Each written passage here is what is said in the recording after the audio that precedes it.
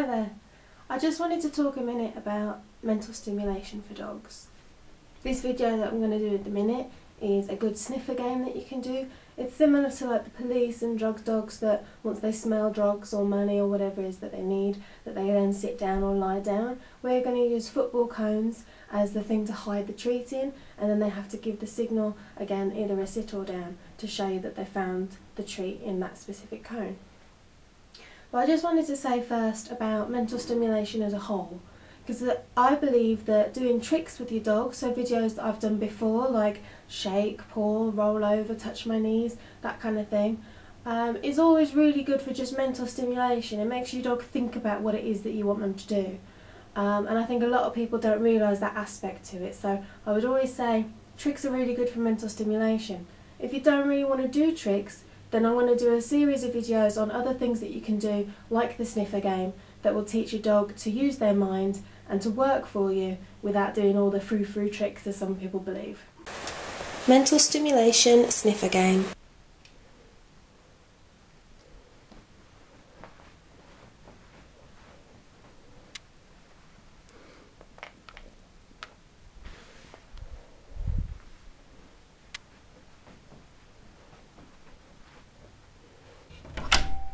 Go find.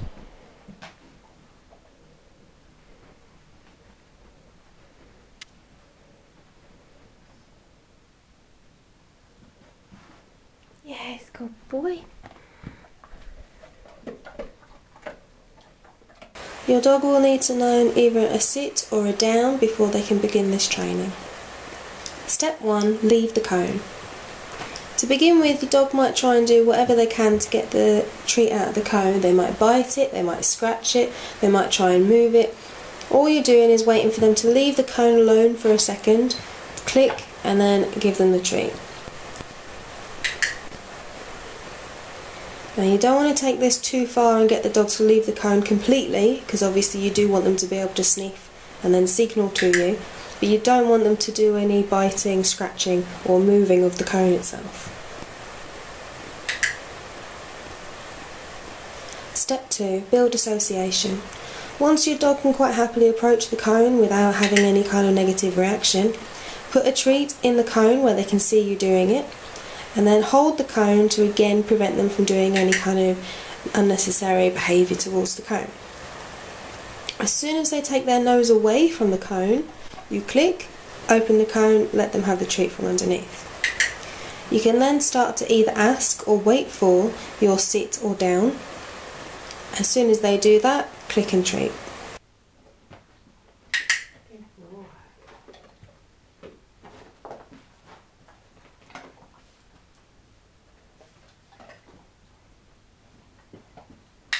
Good boy.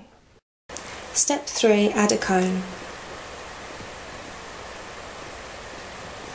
It's always good to throw a treat away for your dog when they first begin doing this training, so that they can learn to come to the cone and then give the signal.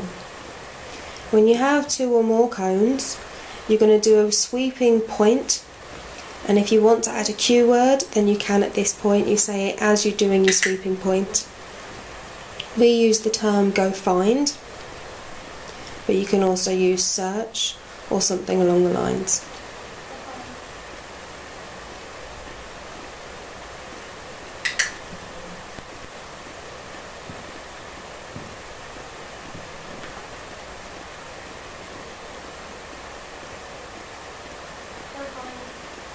Continue this method, adding a cone each time until you have as many cones as you want. Now in this section, I pretend to put the treat in a bunch of cones because Zilla can just about make out my silhouette from that door. So I'm letting him figure out which cone is it that I've actually put the treats in.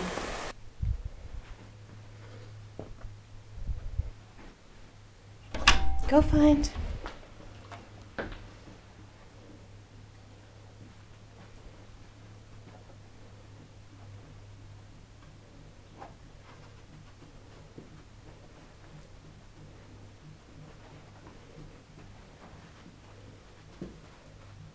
Good boy. Troubleshooting. 1. When I add a new cone, my dog gives his signal for the first cone he comes across. If your dog gives a false positive, then lift up the cone he signalled for to show him there's nothing there. Replace the cone where it was and do your sweeping point again. If he gets confused, lift up the cone that has the treat and get him interested in that one, and then replace the cone when he comes to investigate. 2. My dog just tries to move the cone instead of giving a signal. Go back to the first stage of keeping your hand on the cone until he offers you the signal. Be patient and wait as long as it takes.